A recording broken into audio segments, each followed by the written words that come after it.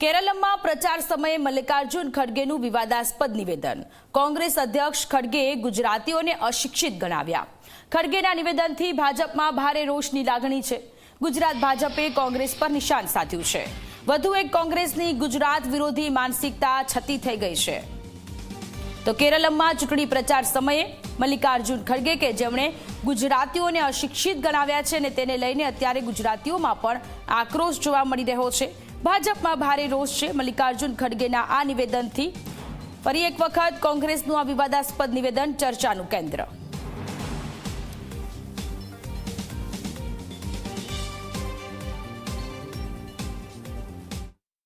Don't misguide the people of Kerala. They are very clever. They are educated. Modi ji, Vijay, you both can fool